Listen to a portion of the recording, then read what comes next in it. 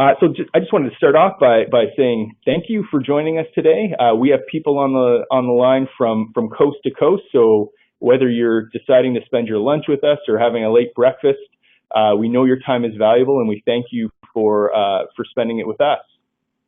Today, we're going to spend our time together talking about a topic that obviously is important to you, from first date to long-term relationship, transforming your fledgling donors into committed supporters. And today, you're going to be hearing the voices of Cam Szczepanski, who's the CEO of Blue North, and that guy is me, Christian Dart, the VP of Fundraising here at Blue North. And with that, we are just going to jump right in. So, broadly speaking, when we think about the audiences that are part of our universe today, we like to think of 5 different segments based on degree of engagement with the organization. We've got on the kind of least engaged end of the spectrum, the friend. This is the person who's aware of your organization. They're aligned with you in terms of their values, but they're not really doing anything yet, in terms of acting on your behalf. So they're a friend, but not a very good friend, you're saying? You got it. Next up, we've got the advocate. So this is someone who has sort of put their hand up. You know them. You've got the ability to talk to them, whether they're a traditional advocate in terms of having taken an action on your behalf, or they're a member of a social media community. These are people that you know support you and that you can actually reach out to and engage. Then we've got the giver. This is the person who makes their first gift. They've made one gift to you. We're not calling them a donor yet. They might be testing you out. They might be just reacting to something that they've seen on the news, or they might be reacting to something that you actively sent them through the mail or online. But we're calling them a giver. And then, further down the line, you've got the donor. So now this is somebody who's actually made multiple gifts to your organization. They are, through their subsequent giving, have indicated that you're doing something right. Something that you're doing is working for them, and they're looking to, they're expressing a willingness to do more for you. And then finally, a really special kind of donor, a monthly donor. So whether this is a sponsor, another club name that you might have within your own organization, this is someone who's in a committed giving relationship.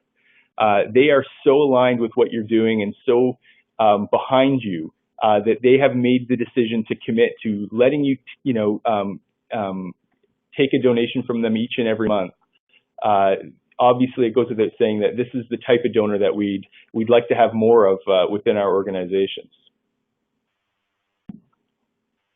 Okay, Christian, thank you. I'm going to just spend a couple of minutes before we get to the meat of things talking about the fundraising environment that we're all living in right now. And I'm going to go out on a bit of a limb and say it's a tough one. I think if you, as a member of an organization, are not finding it to be a difficult fundraising environment, you are definitely in the minority. If you look at some of the key metrics that we measure to sort of see where things are at today versus, versus 10 years ago, say, the environment is drastically different. I'm not going to spend a ton of time on this, but we all know the media environment has changed significantly. Getting reached by any one single channel is very difficult. So what does that mean? Well, it means basically, it costs somewhere between $75 and $150 is the cost per acquisition for an advocate. So to get somebody who raises their hand and says, yes, we support you, it's somewhere in the $75 to $150 range. And generally, the conversion from advocate to donor, so the period of time it takes from that advocate to raise their hand to actually give a gift is 12 to 18 months. This is new, right? It used to be in the world of direct mail and direct response TV. You could measure the success of your program in minutes or certainly in weeks. But now we're saying, you know what, we're talking months and multiple months before we know how effective some of our channels are. In order to acquire a single gift is somewhere in the $50 to $100 range. I was talking to somebody just this past week who was a long time monthly donor program operator, and he was telling me it wasn't that long ago that you could acquire a monthly sponsor for $50. and now it's $50 to $100 to acquire a one-time giver. To acquire a monthly sponsor, we're talking somewhere in the, very optimistically in the $225 range. We've heard numbers, and we know organizations who are paying as much as $750 to acquire a monthly donor. What's the average lifetime of those monthly donors? Well, it used to be once a monthly donor signed up, they were pretty reliable for 6 to 7 years. In today's environment, where we're using different acquisition channels like door-to-door and street solicitation, that the retention period has shrunk from 6.5, 7 years down to 3 to 4 years on average. So the environment is clearly quite challenging. So I wanted to spend a bit of time here talking through an actual client case study here. And sort of the starting point for this is, if I gave you a $75 bill and told you had to think about what to do with it, and you had sort of two choices, invest in acquisition or invest in retention, what would you do? I suspect if you got a $75 bill, you'd probably hang on to it. It's legal currency. Okay. This was the dilemma that was facing one of our clients, and it wasn't obviously $75, but that was their kind of cost to acquire a brand new single gift donor on the bottom end of their acquisition investment. And really, when we look at what that $75 would do, basically it would add one donor to the file. The payback period for that investment was going to be somewhere between 12 to 18 months. And the 5-year donor value was going to be around $120. On the retention side, and when I'm talking about retention here, I'm actually talking specifically about investing more in the new donors that they had already acquired. So these are people who gave once and are now looking to kind of get that second gift. When they did the math on that, they saw that they could add an additional 5 or more donors for that $75 investment. The payback period was immediate. This was going to make money in the door, and the 5-year donor value was going to be $750, so about $150 per donor. Just question for you there, Christian. When you talk about invest in retention, what do you mean specifically? What are those investments doing? Right. So really, when we talk about investing in retention, these are sort of those relational touches that often fall out of kind of the core direct mail programming. So these are things like thank you calls, or dedicated packages for new donors, or dedicated impact reports, dedicated updates that might not be part of the onboarding platform for most organizations. So if you think of that scaled up, what does that look like in terms of the impact that it would have on your, on a reasonably kind of sized fundraising program? If you took the bottom end of the $7,500 that you might be investing in acquisition, so maybe that's the worst couple of lists that might be mailed, or the worst couple of locations if you're doing face-to-face or other forms of acquisition. That basically turns into 100 donors. That $7,500 would produce 100 donors and about $12,000 over a 5-year period. On the retention side, that could turn into 500 incremental donors and an incremental $75,000 in revenue over that same period of time.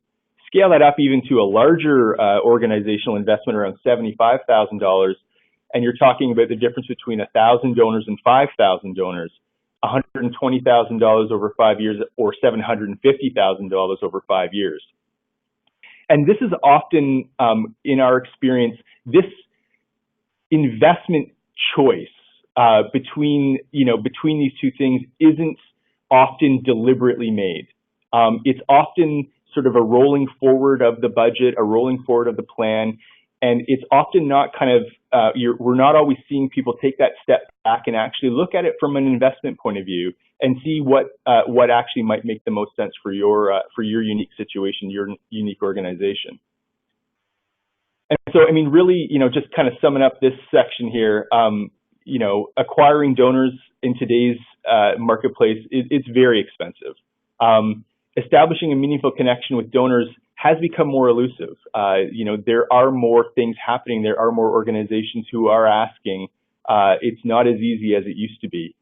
And when you think about it, treating all new donors exceptionally well makes good business sense. Financially, it is a significant opportunity for most organizations to improve their fundraising performance. Just one more question though. So like, when I look at these numbers, it's very compelling, and as you say, it's a real example. Are you saying don't spend money in acquisition? No. So obviously, in order for the file to grow continuously, you need to keep acquiring brand new donors. What I'm saying is that if you look at your acquisition performance, it's actually a spectrum. There are parts of the acquisition program that are exceptional, and there are parts of it that are just not really coming up to the levels that you need them to.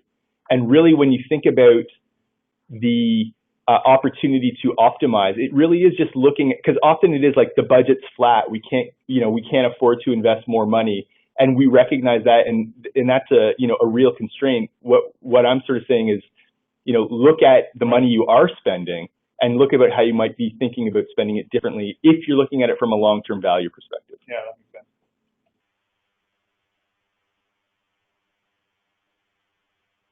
So as we kind of get deeper into the webinar today, then these are sort of the two big questions that we're talking about. So you've seen the math, but how do we provide an experience that retains donors, and how do we keep new donors giving?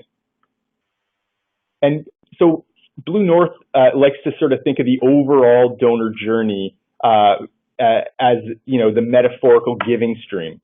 Where you're starting off in the distance there, people have some awareness of your issues. They might have heard of your organization before. You're looking to engage them and get them to become sort of known to you, whether, in a non-giving capacity. At some point, you convert them, and activate them as a financial supporter, and then down the line, getting that critical second gift. And then at the bottom, kind of managing through that loyalty loop. Where we're just constantly engaging and improving the relationship and the fundraising results. Today, we're really focusing in on that new donor experience side. This is that critical period between the first and the second gift, because we know the investment that has been made to get them to make that first gift is significant, and it only makes sense if we can keep them giving for the long haul. And we know that most donors, if they fall off, it's going to be between the first gift and the second gift. Okay, that's great. Thanks, Christian. So enough already. We've covered the background. We understand the context. We've heard a little bit on the compelling nature of investing in retention. And so what are we actually talking about? We're here to talk about how do we get a donor from the first date to being a committed donor, right? So that's kind of step one to ongoing loyalty and commitment. First thing I want to say is that when we think about this, we tend to, out of necessity, think about our program, right? We think about the steps in the program, when the letter goes out, when the call is made, what needs to be said in the letter, what needs to be done in the call, what does the email have to do, and we think about these specific program pieces. We are really encouraging people to start thinking about the new donor experience just like you do a relationship. I hesitate to use the word relationship marketing because it's not a relationship. The connection that anybody has with a not-for-profit is not going to be the same as a connection they have with their best friend. But we want to mimic some of those attributes. A great example of that is the welcome package. We all talk about the welcome package. Think of it in terms of relationship again.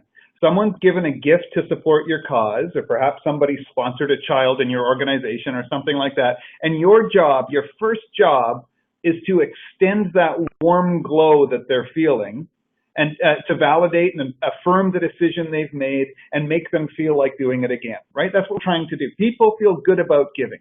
And our job in bringing people into the organization is to extend those good feelings. It's an affirmation package. It's not a welcome package. When you say, what are you welcoming me to? I haven't joined anything. I mean, from a donor's point of view, I'm not seeing this as joining a club or joining something. I'm seeing this as supporting a worthy cause, and giving resources in order to see a direct benefit. So let me take you back in time a little bit here to get us started with this. Let's go back to 1994. So these are the days when Tom Hanks was in his Forrest Gump period. One-to-one marketing was the craze. This is 1994, so we're talking 21 years ago. One-to-one marketing was the craze. I'm not sure if people remember these folks, but Martha Rogers and Don Peppers were taking the world by storm. They were talking about the one-to-one future, and they did use the words relationship marketing. How do we create relationships with the people that we want to connect with? We often use the example of the general store model. So remember the general store where you could walk into the front of the store, the person behind the desk. Think of watching, old TV shows. The person behind the desk knows who you are because they've seen you 100 times before. They know how you like your cheese cut. They know what kind of meat you want, and they know that you're likely looking for a bag of dried beans because you do it every day, right? And so organizations said, we need to get back to those general store principles. We need to know, based on the habits and the things that people are demonstrating, we need to get back to knowing how they work and what they do. Now, these are back in the days, 1994, these are back in the days when I had hair. And I have to say, not only did I have hair, but I had a very, very full, impressive, thick, nicely brown head of hair. It was nice, I would say. It was nice hair. I'm not a proud person, but it was nice hair. The banks were using data at this point to meaningfully connect with their clients. How do I know this? Because back in these days, I ran a company that did this. This is what we did for the banks back in 1994. We were helping them develop business cases that showed the benefit of spending a little bit more money in communicating more personally to your clients and what that meant to your bottom line. The company that I was with back then was called Art and Logic, and at that time we were a small little firm that was working with all of the 5 banks in Canada, as well as a number of insurance companies and a good deal of the U.S. investment firms and banks as well. So we were doing this back in 1994. Cam, maybe you can give people just a sense of like one example of what that type of a communication would have looked like, where those organizations were looking at the opportunity to make it more personalized. Yeah, that's a great example. So, or let me give you an example. Credit card statements, for example, right? These are data dumps. They're just data that go out on the page. And so we would work with the banks and their credit card statements, analyzing the kinds of things that people were buying, and then making recommendations to them about what are some of the other things they could be doing. This is very, very common practice nowadays. It's not at all unusual. In fact, the banks today know everything that you're doing. They follow you very, very closely, and they use that the cookie crumb trail that you're leaving to make very, very specific recommendations to you. So today, Tom Hanks is 20 years older, or 21 years older in 2015, and the year is 2015. One-to-one marketing and relationship marketing is starting to be talked about in the social sector, but for many it feels unachievable, right? This still feels like a bit of a nirvana. This is something that, yeah, we get it, we understand it, we hear what you're saying, but we can't get there. I don't have any hair. I have hair, but a little bit, yeah. It tends to be more on my back and the bottom of my face than the top of my head, but I do have a bit of hair. And as I said, the banks nowadays are all over this stuff. They still are. They've gone in the last 21 years, they've gone from personalizing bank statements and credit card statements and investment statements and those sorts of things to literally monitoring every step you take with your mobile phones and when you go to the ATMs and what are your patterns throughout the day and how can we use those things to, sort of predictively offer you things that you're going to be interested in. business cases still make total sense. Because, you know, in many ways, I know the social sector, you know, always comes up and says, but we need to be accountable with the money we spend. I can assure you that the banks are not spending this money just because they feel like it's cool. The discipline within the financial sector and with other sectors to provide a return to your shareholders and investors and make sure that everything you're spending is actually generating results in many ways is even higher than the social sector. So other sectors have proven that this works. Blue North has seen great success with some of this, some organizations in the social sector doing this, and we've got a bunch of case studies that show the real benefit of getting more personal and more relational and connecting more, you know, more meaningfully with your donors. But to many organizations, it still feels a little bit 1984, should I say, Big Brotherish. So, going to spend a bit of time here just sort of talking through, you know, some of the things that we hear repeatedly around why organizations don't feel that they can move this sort of thinking forward. You know, Cam mentioned that, you know, that it's you've probably talked about it within your organization, either specifically or you know, generally in reaction to something you might have seen out in the world. But we use the word excuses with intent here, because we do think that a lot of times it's not a considered reason for not doing something; it's a convenient one, and those things tend to be number one, drum roll, no drum roll, but it's too expensive. It is more expensive, undeniably. Nothing is free, but what we find is that the focus is on the cost, not on the impact. While it's true that it will be more expensive, you know, generally speaking, retention investments consistently return 5 to 6 times more than an acquisition investment. It's too complicated.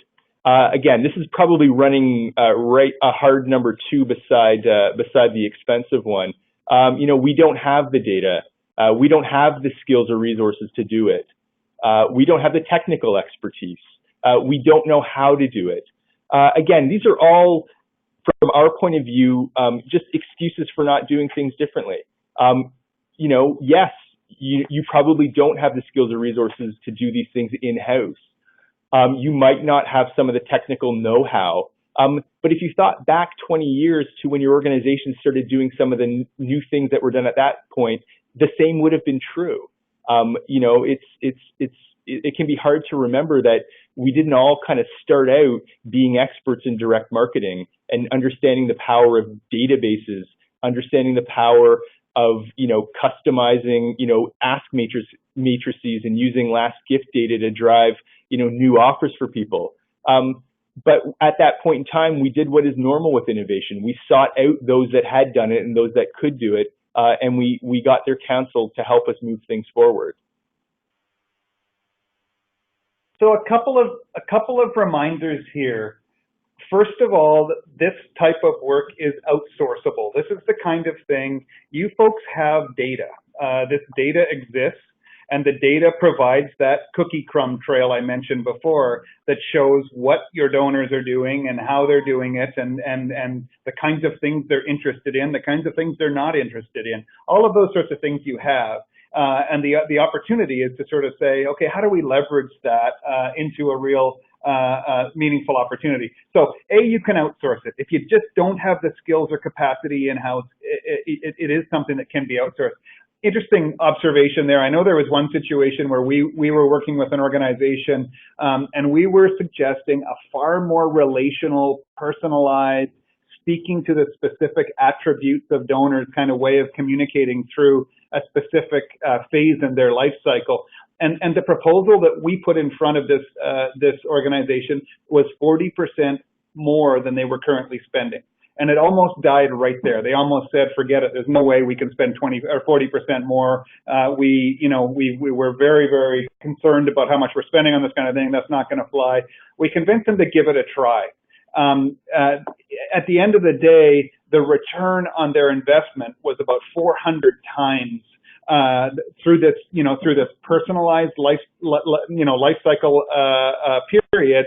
The return was about 400 times what they were previously seeing. So at the end of the day, the 40% more became totally irrelevant, and we focused on obviously the upside of the opportunity. The other thing is this isn't future anymore, right? This is 20, 25-year-old technology. It's not something that's new. This is not. When I hear those kinds of excuses about it's too complicated, it's cost too much, whatever those things are, I believe what that is a resistance to accept the philosophy that we want to connect more meaningfully and more relationally with the people that we're dealing with. And it's an opportunity. It's an expectation of many donors. And the other thing, I know I spent a bit of time talking about banks previously. Something to keep in mind is that you're competing with banks because consumers, whether those are philanthropic giving decisions, purchase decisions, or service decisions, they become accustomed to a certain level of service and a certain way of interacting with organizations. If you're not offering that, then you're losing. And if other organizations within the nonprofit space are, those are the ones that are becoming more attractive. So it's a philosophical commitment to say, yeah, we want to connect more meaningfully with our donors. I want to make sure that you folks understand that we're sympathetic to your reality, and the reality is difficult. Right? We have fixed overhead. We cannot increase the amount we're spending on acquiring and servicing donors. We need to make sure that on Charity Navigator, our overhead stays where it's at. In many organizations, that's a board mandated number that you cannot exceed. So your overhead is fixed. The cost to acquire new donors, as I showed at the outset, is increasing dramatically, and retention rates of donors acquired through new channels are on the decline. You put these three things together and you've got red ink kind of bleeding all over your balance sheet, right? That's a really, really difficult environment. I guess what we're saying is to turn that red ink into black, the key is to boost that retention number back up. Then all of a sudden the math starts making sense.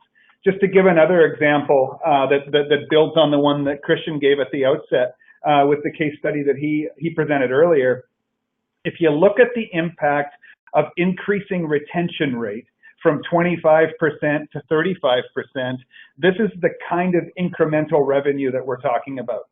Now, this kind of revenue is very, very difficult to achieve through acquisition. And again, as Christian mentioned at the outset, it's difficult and it's also a whole lot more expensive.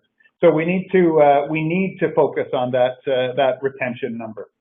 And just to build on that a bit, that these are real numbers as well. So this is actual results from clients adding a little bit of change into that new donor onboarding process. All of the gains in the out years are attributable simply to having that extra 10% of donors giving in those out years. All of the other values that are in that in the performance in the out years is exactly the same. All of that gain was due to changing that the performance on that one retention rate. So I'm the math guy, so it seems here. But from an investment point of view, it is very compelling to think this way. And as far as retention rate to 35%, that used to be kind of the benchmark, right? But that number is being challenged right now. And some organizations have said, hey, we just need to live with that new lower reality. Other organizations are still holding or surpassing that 35% by some of these innovative approaches. And so when we think about the backbone of what a better new donor onboarding, new donor experience looks like, for us, it's rooted in four very basic principles. The first one is personal. What we mean by personal is that it is recognizing the donor individually as a person. That means making sure you have their name right wherever it's possible, referring to them by name, recognizing the individual efforts that they make, their gift, the appeal, the issues that they are supporting, and talking to them specifically about what they have done. The second principle is relevance. Again, this means reflecting back for the donor that you understand what they're interested in, that you understand what their affinities are for what your organization does, and what whether that's explicitly because they've told you in a survey or implicitly because of the types of appeals that they tend to respond to. It's understanding and communicating to them about the things that they have seem to have a passion for. The third principle is responsive. We aren't talking about just adding a bunch of communications into the new donor experience that don't drive outcome. This is about looking for opportunities to engage donors where they're still in a position to give you feedback on what you're putting in front of them. It might not always be financial. We're not talking about direct mail appeals or anything here, but we are talking about opportunities for people to engage and respond in non-financial ways. And again, sometimes those might be subtle things, like the feedback you get if you make a thank you call. Just the feeling that you get from the donor on the other end of that line that call was meaningful to them. And for anyone on the phone who's had the pleasure of making those types of calls, you know what I'm talking about. Donors love to get that out of the blue, totally unexpected sense of gratitude, and you feel it as the caller, and it feels great. It's actually, in my experience, one of the most enjoyable things within managing and working with donors. Just to pick up on that a little bit, I mentioned earlier some of the, or Christian did, I guess, some of the barriers to doing this being complicated in technology.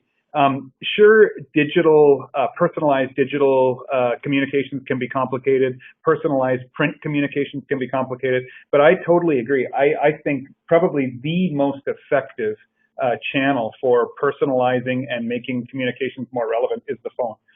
So it's just not complicated, right? It is expensive, more expensive than other channels. So you need to be judicious as far as where you allocate those phone dollars. But it's not about complicated technology. And then the fourth principle is accountability. Cam mentioned this as just a function of investment. It is about being accountable. It isn't about just spending money because it's the kind of the latest craze. And the accountability principle really flows two ways. So it absolutely is about accountability for your fundraising investments. It's respecting the amount of money that you need to spend to get that new donor and ensuring that you're investing appropriately to make sure that they stick around and that you're making as much money as possible for your organization. The other side of the accountability is the accountability back to the donor. And part of that accountability is our belief that one of the reasons donors stop giving is that they're not sure that the gift they made in the first place mattered. And that by embracing the spirit of accountability, by giving the donors the validation that their gift mattered, that gives them the confidence in your organization for them to keep giving.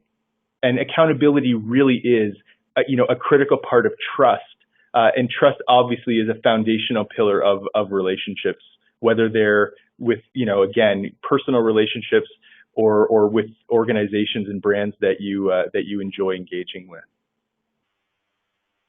So let's look at some numbers here, a bit of a case study. And this case study focuses specifically on monthly sponsor acquisition and looking at door-to-door acquisition. Because for those of you who do a lot of monthly sponsorship, you're very aware of the fact that door-to-door and street acquisition is kind of the only predictable acquisition stream that's happening right now. I know there's still, there's events and there's artists and associates and there's other channels that are still that are still working for organizations, retail, a bunch of others. But the scalable growth area tends to be door-to-door acquisition. And so we've done some research on what this looks like and what the numbers look like. All of the organizations in this study their identities are being hidden here for obvious reasons. This is sensitive information, but it's interesting information for those of you on the phone, I think. So if you look at cost per acquisition, 325, 350, 275, 750, 300, 375. So we're in kind of the $350 range to acquire a new monthly donor right now. Is kind of the average cost per acquisition. And again, that's up from $50 about 15 years ago. $50 was kind of the benchmark 15 years ago. Now we're up to $350, as high as $750. As far as retention, and I look at retention here door to door versus sponsor retention from other channels. So retention rates for organizations on the organization A was seeing a 62% retention rate door to door and 92% from other channels. 84, 89, 84.5 to 88. So you're seeing somewhere between 5 and remarkably 30% difference in retention rate for donors who are being acquired through that channel. So there's definitely a challenge in that area. And then you look at lifetime value. Lifetime value, the one on the left, interestingly, the reason their lifetime value was so high is because they were doing less of the door-to-door acquisition because of the retention rate issue, right? So you can see why that one was $2,100. The other ones are around $1,600 to $1,700. So that's the lifetime value of an organization, of a donor. These numbers are getting more and more difficult to justify.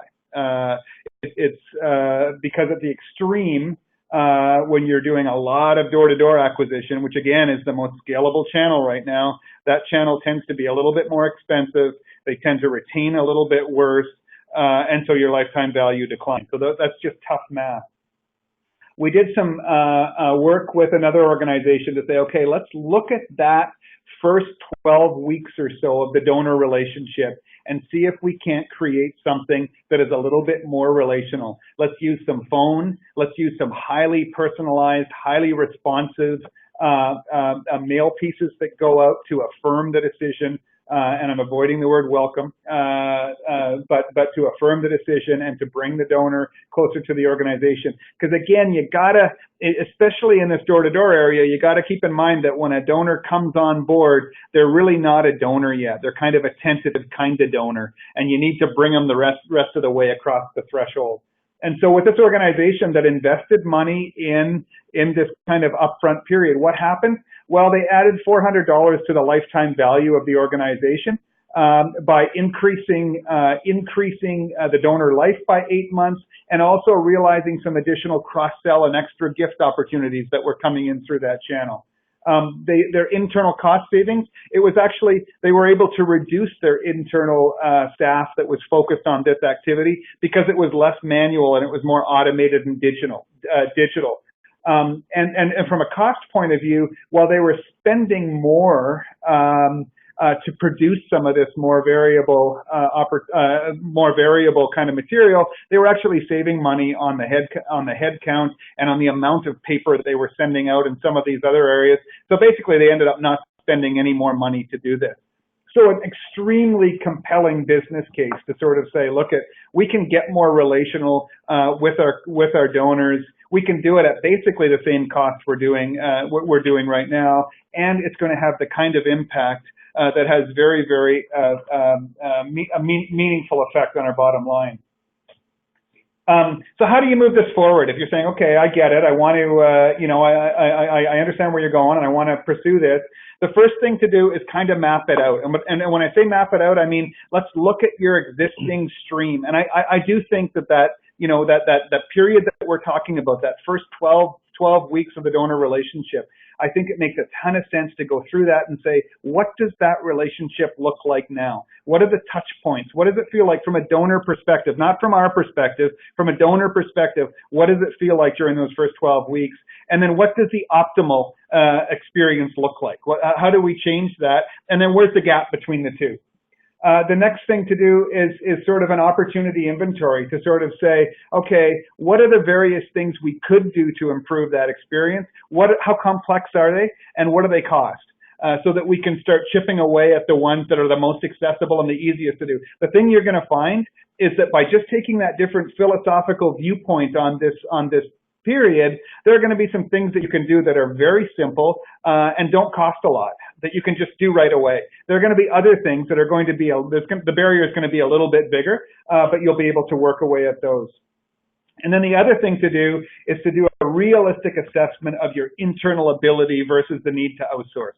And obviously there are cost implications here. There are investment and technology implications here, but what can we do internally versus where do we need to go outside, and what do we, and how do we figure out that business case? So those are kind of the 3 steps.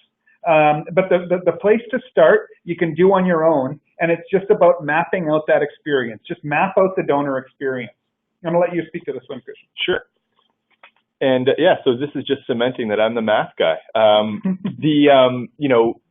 At the end of the day, I mean, we really feel that, figuring out your math and figuring out your opportunity is a critical part of it. Building the business case, as Cam has said, and it's not really that challenging. With these sort of 4 kind of numbers in hand, how many donors did you get in the previous year?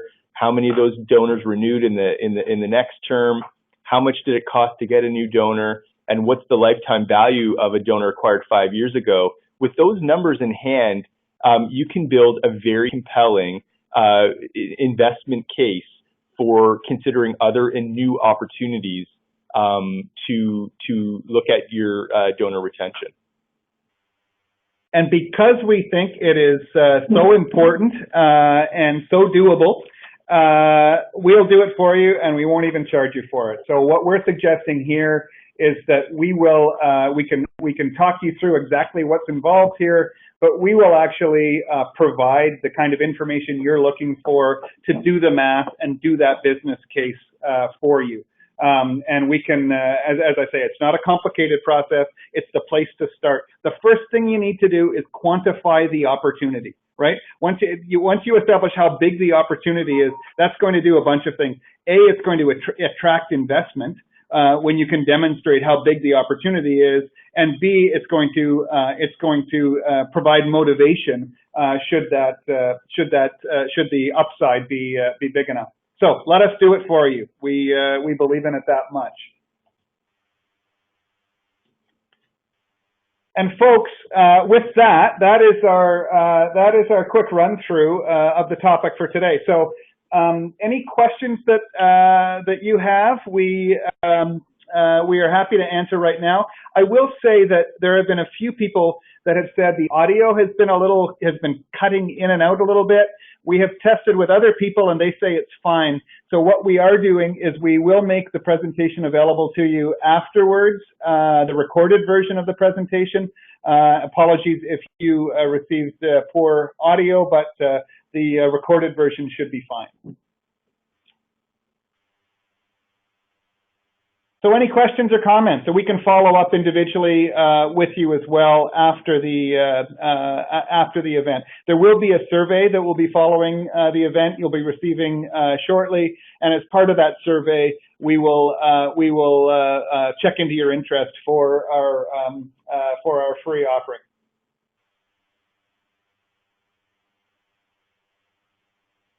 What number does the retention math come out with in the end? What number does the retention?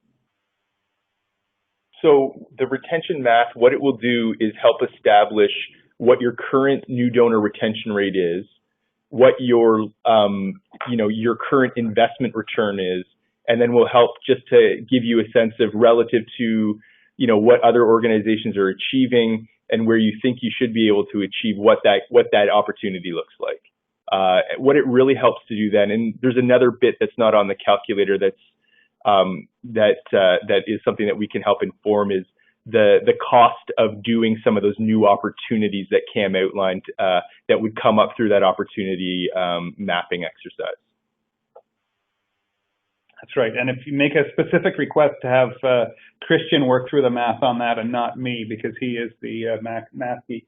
There's another question came in that says, Sometimes when you've tried personal calls or handwritten cards, people say, we don't like that, stop doing it. So a really important piece of this personal and relevant communication is that it needs to be sensitive to the preferences of the people who are receiving it.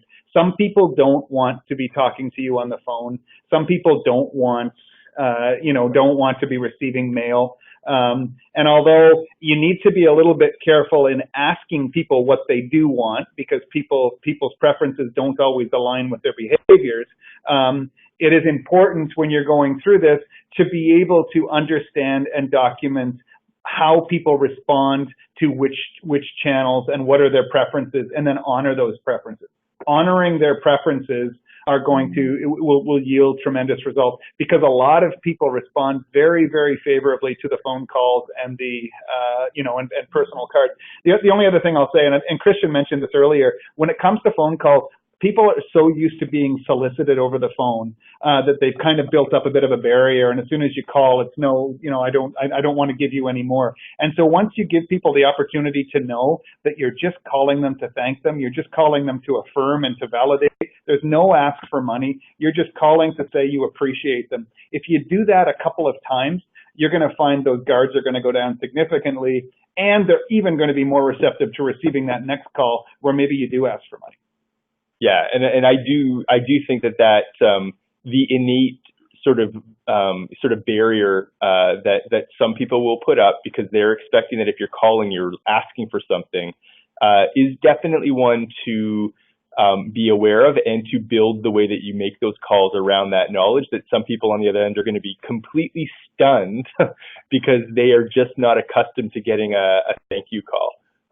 But it shouldn't be a deterrent to doing it, but rather just something that you build in and anticipate getting from some folks that response. Folks, I just wish you could see the real Elizabeth Stewart right now, because she's sitting in the room with us, and she looks exactly like that picture you're seeing in front of you right now. So if you're walking down the street this week and you see this woman, you can say, hello, Elizabeth, because this is exactly what she looks. She's even got the red dress on. But Elizabeth would be more than happy, you can see by the smile on the wave, to respond to any further questions, comments, or requests that you have. And as I said, we will be in touch with you shortly with a survey following up this, and an opportunity to engage in some of the opportunities that we've talked about. So a sincere thanks for people for listening in to this presentation. We are, as you can tell, very passionate about this topic, and we're passionate not just because we think it's cool, but because we've seen the impact and we've seen the financial results that this type of approach drives, and that's what matters to us. So with that, I'm going to sign off, and just Christian, do you have anything else you want to say to close? No, just to echo Cam's thoughts again. We know your time is valuable. We hope that you were able to get some inspiration, some new ideas here. And we're more than happy to continue this conversation with anybody who's got other questions after the webinar. Thank you very much. Thanks, folks. Bye-bye. Have a good rest of the day.